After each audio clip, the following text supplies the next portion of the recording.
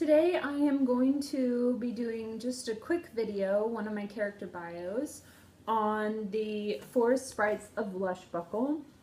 Now there's not much to tell about the Forest Sprites of Lushbuckle because they're my A zones and they don't really have a very deep story, just because I wanted to have my A zones included in my stories, but I didn't want to overdo it with each and every single one because I have quite a few of them and I sometimes get more of them, so I don't want to write a new story for every A zone. So the basic story of the Forest Sprites of Lushbuckle is each one of them resided over a certain species of animal or creature that lived in the woods of Lushbuckle, or the Forest of Lushbuckle. And they all kind of did their little thing. Sprites are kind of joyous and happy and fun, and they just kind of cause a lot of mischief, just like sprites in any other story. So they're just very mischievous, but they also like to protect the creatures and animals that they are assigned to, that is their domain. But eventually the Forest of Lushbuckle is invaded by things called Tremble Trolls, which I invented. Ooh, that's a really great name. But the Tremble Trolls come in and they start to pretty much destroy the forest, kind of like a fern gully type deal where the humans destroy a fern gully, except this is the Tremble Trolls have destroyed the Forest of Lushbuckle, so it is absolutely no more. And there's actually a queen sprite that kind of resides over all of the other sprites. And when they fled the forests, they all got scattered all over the world. And so she spends her time searching and sending them here kind of as a safe haven here at Arthoniel's home. And she sends them here as a safe haven until she can collect them all and kind of figure out what they're going to do with themselves now that their home is destroyed. And pretty much all the animals that they protected and the other creatures that they protected have been destroyed as well. And they're just pretty much everything, their homes and their little colonies and all those things have just been destroyed. So even though they were once very joyous and happy and carefree, now they have a bit more care because they are basically homeless. So, except they live with me now. And I've kind of given them a place to call their own within my home. So that's pretty much the basic story of the Forest Sprites of Lushbuckle. Very short, very sweet. As you can see, there's not much written here. But I just wanted to include them in my stories without being overly attached to each and every one of them, just because there's so many and it's hard to just attach yourself to each and every one. But I'm going to go through each of them and kind of tell you a little bit about them. Now, the leader of the Forest Sprites is actually going to be this girl. I used to have a Jerry Berry doll, but I sold her because I wasn't feeling the Jerry Berries. They were a little too thin and their bodies were too thin. So this is going to be Nimble now. She was the leader and kind of the queen, and this girl with her beautiful long silky blonde hair is actually now going to be Nimble and kind of protecting the Forest Sprites. So I don't have any pictures of her yet, but I hope to be able to do that soon. So this is Nimble, and she's the queen. The next one that I have is Risa. Risa is she's obsessed with cats. Let's just put it that way. It sounds stupid, but it's true. She protected all of the big cats and the kind of fantasy cats that lived in the Forest of Lushbuckle. And there were some really amazing, big, colorful cats that lived there. But, of course, they were all destroyed. But that is what she guarded. And I'll show you some pictures when this video kind of ends of Risa and her insanity with cats. And she's sweet, but she also, obsesses with cats. So she's kind of the obsessive one. So that is Risa. The next one is, I've got their pictures up here. I have so many that I forget their names. Okay, so this is Kyoko. I should have remembered that.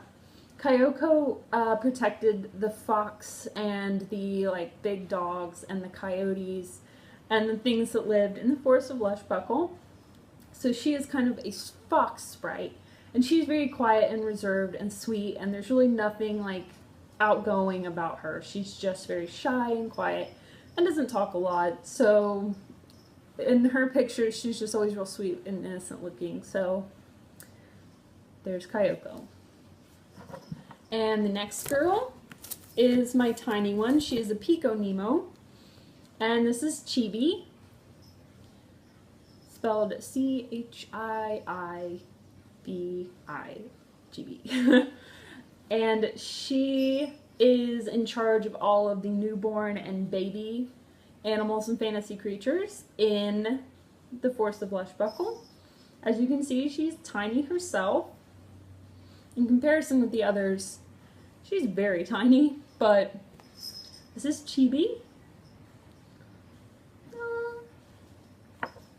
Now on to my next box.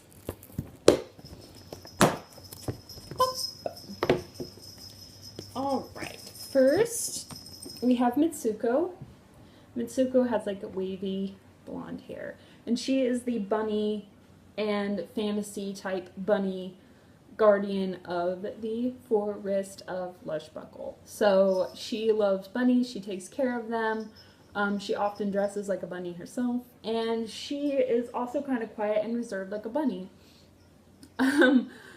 So yes, that's pretty much all I have for her. I mean, these stories are really pretty lame, but I had to have something for my A-zones, and everyone wanted to see my A-zone collection, so this is my chance. So, Mitsuko. Bunny sprite. Okay, next we have Hikari, and Hikari is actually a little firecracker. She is more developed than the others. She's actually pretty mean. And she was in charge of, it seems like she was in charge of like the birds, or something to do with flying, something or other, I don't remember, but she kind of likes to fight, and she's kind of mean, which is very misleading with her kind of bubblegum pink hair and her cute little innocent face, but she's not very nice. So that is Hikari. I really like her. She's really cute. I don't get to use these guys very much just because I don't have a lot of 1/6 size things, so they're not often in my pictures. Take this hairband out of her hair. Okay, the next one I have is May, and May is in charge of the bears and the bear-like creatures of, you know, the Forest of Lushbuckle. So yes, this is little May. May is also very reserved, but she's kind of bubbly as well. She makes friends easily, but she's not like real crazy and outgoing and like, but she loves to meet people, and she's pretty social, but she's not like loud about it. So this is May. And then last but not least, I've got to scroll up. Oh, Momiji! I love Momiji. Momiji, she might be my absolute favorite A-zone. I love her face and I love her hair. It's so pretty. Momiji is in charge of all the hooved creatures. Deer or wild horses, or there's also unicorns and like anything with fantasy creatures with hooves. Short notice, I can't think of anything, and I'm like the fantasy queen, but I was gonna say griffins. Griffins do not have hooves, but yes, she is in charge of all of the hooved creatures in the Forest of Lushbuckle. It's the last time I'm gonna say that, I swear.